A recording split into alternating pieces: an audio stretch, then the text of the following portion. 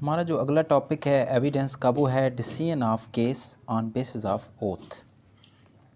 अब ये एक बड़ा एक अलहदा नौइयत का एक टॉपिक है जिसके अंदर ये बताया गया, मैं थोड़ी सी आपको ब्रीफ कर देता हूँ। आर्टिकल 163 का एनालिसिस मैं आपको दे देता हूँ। इसमें यह है कि जब फाइनेंशियल क्लेम हो प्लेंटिफ का, एक प्लेंटिफ है उसका कोई फाइनेंशियल क्लेम है और उस फाइनेंशियल क्लेम को हमने आर्टिकल 3 तकरीबन 3 या 4 में हमने पढ़ा था कि फ़ाइनेंशियल क्लेम को अगर आपने साबित करना है तो उसके लिए आपको 2 गवाह चाहिए। अब यहाँ मैटर ये है कि फ़ाइनेंशियल क्लेम को हमने साबित करना है, 2 गवाह चाहिए, लेकिन हमारे पास 2 गवाह नहीं है बल्कि 1 गवाह है। तो उसके लिए क्या होगा कि एक ओथ जो है वो प्लेंटिफ जो है वो डिफेंडेंट से एक ओथ तलब करता है। प्लेंटिफ कहता है कि डिफेंडेंट जो है ये ओथ पर कह दे कि मैंने प्लेंटिफ के पैसे नहीं देने तो बात ख़त्म हो जाएगी, मैं अपना केस हार जाऊंगा। ये प्लेंटिफ कहता है, क्योंकि डिमांड जो है वो प्लेंटिफ ने करनी है।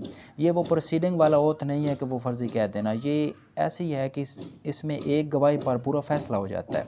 वो तो एक विटनेस की गवाही होती है, फिर दूसरे की, वो अलग बात है। लेकिन यहाँ पे सिर्फ एक गवाही के ऊपर पूरा फैसला हो जाता है। प्लेंटिफ जो है उसने डिफेंडेंट से कह सकता है कि ये हलफ पर कह दे कि इसने पैसे नहीं देने। अगर वो हलफ दे देता है डिफेंडेंट तो प्लेंटिफ जो है वो अपना केस हार जाएगा। ये एक समरी टाइप था थोड़ा। यानी पहले देखें कि सिर्फ ये फाइनेंशियल क्लेम में होगा। फाइनेंशियल क्लेम को साबित करने के लिए हमें 2 गवाह चाहिए, लेकिन हमारे पास 2 गवाह नहीं है, हमारे पास एक गवाह है। तो फिर क्या होगा, अपने फाइनेंशियल क्लेम को साबित करने के लिए प्लेंटिफ जो है वो डिफेंडेंट से ये डिमांड कर सकता है कि आप मुझे हल्फन ये ऑन ओथ ये कह दें कि मैंने तुम्हारे पैसे नहीं देने। अगर तुम ये कह देते हो तो ठीक है, मैं अपना केस हार जाता हूँ। अब सिर्फ इस एक ओथ के ऊपर पूरा जो डिसीजन है, पूरा जो फैसला है, जो केस है, वो ख़त्म हो जाता है। अब आते हैं इसमें पहला जो रेलिवेंट एंड एनालॉगस प्रोविजन है, उसमें यह बताया गया है कि आर्टिकल 163 जो QSO का है वो इसके साथ डील करता है, ओथ के रिलेटेड है। और ये जो प्रीवियस इसमें एक्ट था, एविडेंस एक्ट 1872, उसके अंदर ये अवेलेबल नहीं था, उसके अंदर ये प्रोविजन मौजूद नहीं थी। एनालिसिस नेक्स्ट इसमें आ जाता है इस्लामिक कंसेप्ट। अब ये इस्लामिक कंसेप्ट रेफरेंस मौता बाई इमाम मलिक, बड़ी एक मुस्तनद किताब है, कमेंट्री भी इमाम बाकर की तरफ से है, written by Baqar. In the matter of decision of cases on basis of oath, concept of Islamic jurisprudence is implicitly engaged in framing of the article 163 according to Hanfi fiqh, when the claimant has no or insufficient evidence in support of his claim, then oath can be administered।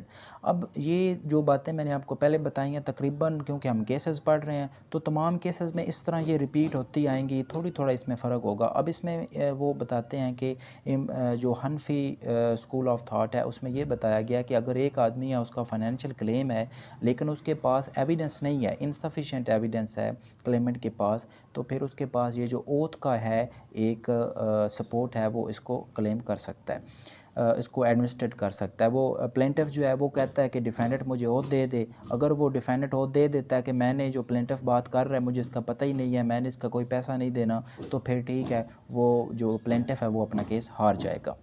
Next हमारे पास point इसमें आ जाता है prohibition. अब ये बात याद रखें, प्रोहिबिशन का सिर्फ इतना याद रखें कि ये जो बात हम करते हैं ना कि ओथ के ऊपर हमने आर्टिकल 163 अप्लाई होगा, तो ये सिर्फ फाइनेंशियल क्लेम के लिए होगा, बाकी किसी केस में ये नहीं होगा।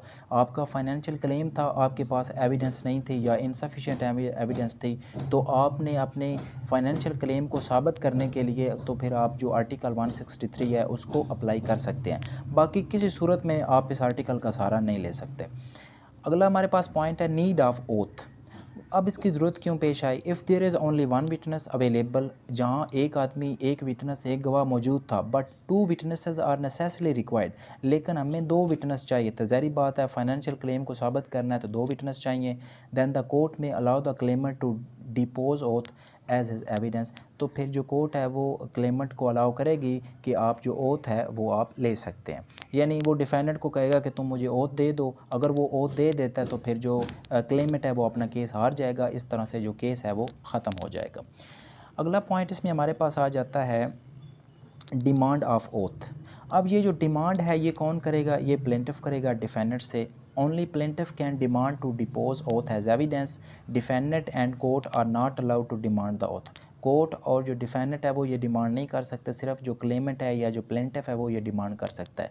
अब यहाँ पे 2 सिचुएशन हैं, वो ज़रा ध्यान से।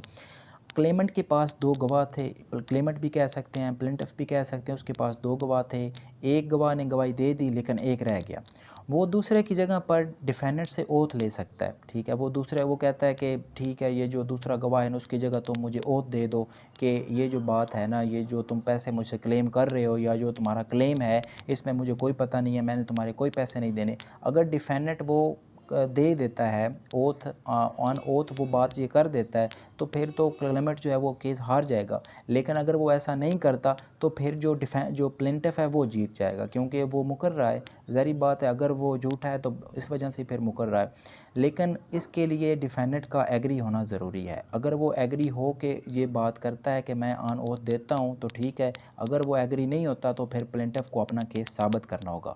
एक तो ये सिचुएशन हो गई।